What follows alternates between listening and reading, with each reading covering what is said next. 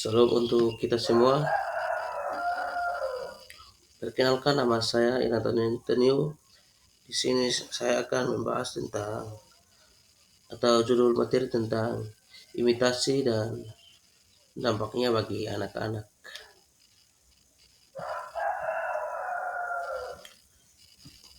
Anak-anak yang diskriminasi juga muncul sebab adanya perbedaan, dan perbedaan tersebut seperti ras, bahasa, kebudayaan, bahkan keagamaan. Perbedaan ajaran, perintah, dan larangan-larangan dari berbagai agama membuat para penganut dari agama saling berselisih. Hal ini tersebut mereka melakukan kehidupan. Hal tersebutlah yang menimbulkan kesalahpahaman antara berbagai agama, karena timbul diskriminasi yang telah dimunculkan. Kelompok minoritas merasa tidak aman lagi untuk menjalankan karena tidak lagi leluas, dan apalagi mereka mendapatkan penerapan yang benar, dan kelompok minoritas merupakan kelompok yang salah.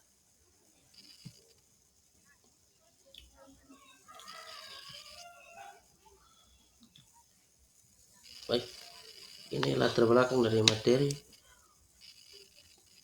Anak usia dini merupakan anak berusia dari 0 sampai 6 tahun yang berada pada periode emas.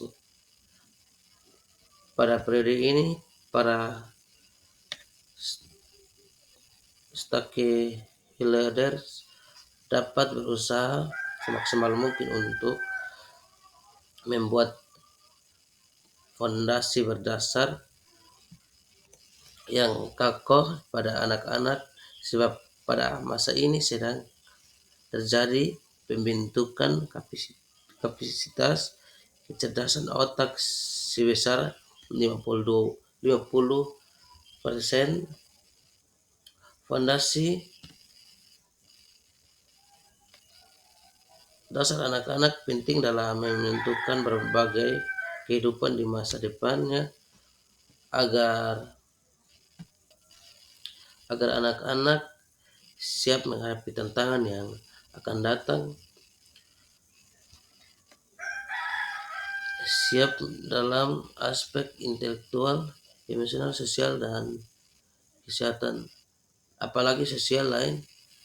Maka lembaga dan usia dini atau PAUD sangat penting dalam menghadapi anak usia dini. Itu adalah suatu usaha dalam membangun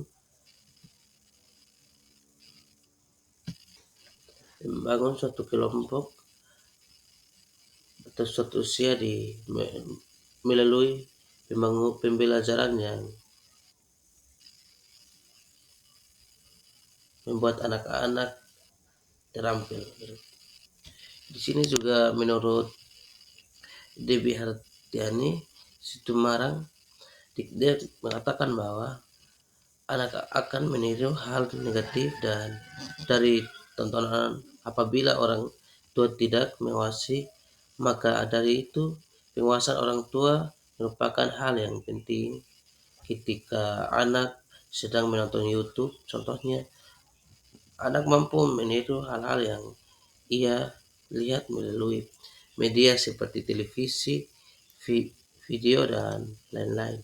Akan memungkinkan jika anak mengalah artikan hal tersebut karena anak memiliki keterbatasan pengetahuan dan wawasan.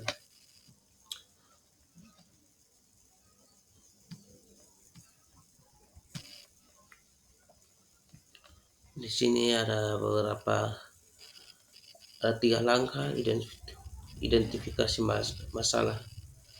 Bagian yang pertama, masalah selama pandemi yang telah berlangsung menjadi lebih menyukai atau menambah tayangan di YouTube sehingga sosialisasi anak dengan lingkungan sekitar berkurang.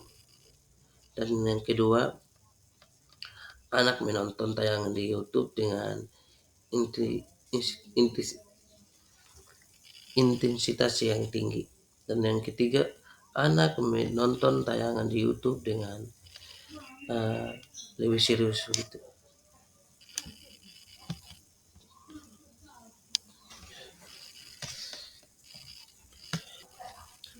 Dan ini data yang diperoleh dari semua tayangan yang di atas. Dan di sini menurut Blom terdapat tiga tingkat rara perilaku imitasi, yaitu nokledek atau kognitif, dan yang kedua attitude atau efektif, dan yang ketiga prostek atau psikologi motorik. Ketiga tingkat ini meliputi pemahaman atau pengetahuan dan penerapan, penilaian, dan menganalisa. Di sini Miller dan Dollard mengatakan bahwa proses meniru berperan penting pada kepribadian, sedangkan Bandura mengatakan bahwa manusia dapat memilih perilaku yang akan ditiru. Anak-anak pun akan lebih banyak meniru dibandingkan dengan orang dewasa. Sebab anak-anak akan tertarik pada hal-hal yang menurutnya menyenangkan atau yang ia idolakan. Kemudian akan ia terapkan pada kehidupan sehari-harinya. Dan di sini Ter juga mengatakan bahwa seluruh kehidupan sosial manusia disebabkan oleh imitasi. Menurutnya masyarakat meniru perilaku satu sama lain, dan di sini juga ada syarat yang terjadi atau syarat dari imitasi, yaitu perhatian dan minat yang cukup besar pada hal yang ingin ditiru. Dan di sini juga ada faktor imitasi. Faktor-faktor yang perlu imitasi ada beberapa faktor yang bentuk perilaku manusia di antaranya adalah yang pertama kebiasaan atau konsolidasi. Perilaku perlahan mulai terbuka atau terbentuk apabila individu melakukan suatu pembiasaan dalam setiap hari, dan salah satu contoh adalah ketika orang tua membiasakan anaknya untuk belajar dan sop sarapan pagi. Sebelumnya ia berangkat di sekolah, dan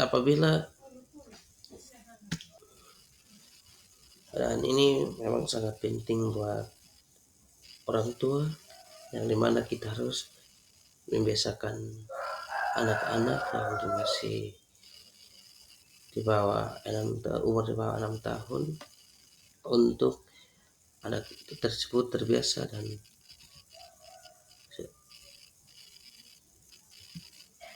dan mengikuti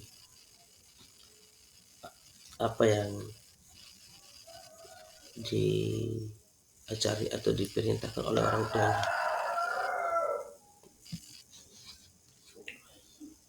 Dan faktor pembentukan perilaku yang telah terakhir atau berakhir adalah dengan menjadi teladan bagi individu lain, sehingga mereka dapat meniru sesuai dengan perilaku yang dicontohkan, seperti kata pepatah, nasihat apa yang baik adalah contoh yang baik, yang memiliki arti yang artinya bahwa pemberian contoh adalah hal yang terpenting dalam pembentukan perilaku orang lain. Contohnya adalah anak tidak akan merokok jika orang di sekitarnya tidak merokok, dan bapak atau orang tuanya berjudi agar anaknya juga tidak akan berjudi. Terhadap faktor yang mempengaruhi terjadinya perilaku imitasi, yaitu adanya satu model yang berperan sebagai tokoh idola dan individu lain, dan adanya rasa kagum pada tokoh idolanya. Di sini juga ada faktor yang menjelaskan bahwa atau penyebabnya, jika di dalam suatu lingkungan atau di dalam lingkungan yang anak tersebut tinggal, dan ada perilaku-perilaku yang tidak baik bagi anak-anak, seperti di sini ada contoh merokok, maka itu akan mempengaruhi kepada atau kepada anak tersebut, karena anak tersebut akan meniru dan melakukan. Dan di sini juga kesimpulan dari materi yang saya bahas, diimitasikan atau diimitasi oleh anak usia dari 4 sampai 5 tahun ini adalah meniru atau kompetitif, bekerja sama atau simpati dan empati, akrab, itu adalah mengubah untuk perilaku atau itu meniru, seperti berpengalaman rapi, profesi, Korea dan polisi, akrab, bersalaman dan mengucapkan salam dengan meletakkan sepatu di rak. Ini adalah contoh-contoh yang baik bagi anak-anak, bagaimana dia meniru dari seorang dewasa atau di dalam rumah tangga atau khususnya orang tua. Dan di sini juga kita sebagai orang tua atau itu harus kita memberikan pelajaran bagi anak yang berusia 4 tahun, di bawah 4 tahun. Untuk itu, saran dari saya, jika kita sebagai orang tua, kita harus selalu kontrol anak-anaknya untuk hal-hal yang baik, seperti jika anak tersebut ingin menonton, maka tayang pada channel ini dan tayangkan film yang positif. Dan untuk itu kita harus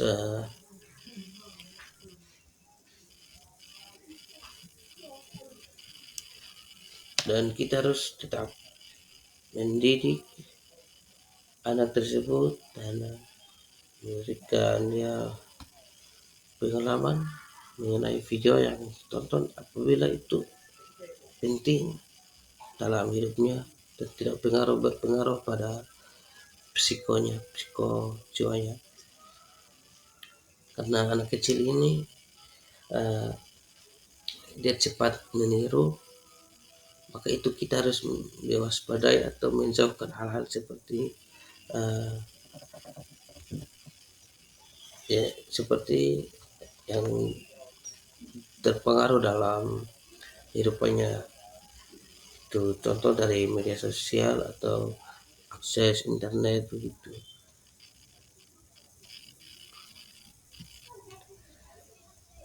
Dan ini materi yang saya bahas sudah habis, dan terima kasih juga. Mungkin ada kata atau kalimat yang salah, mohon dimaafkan. Salam.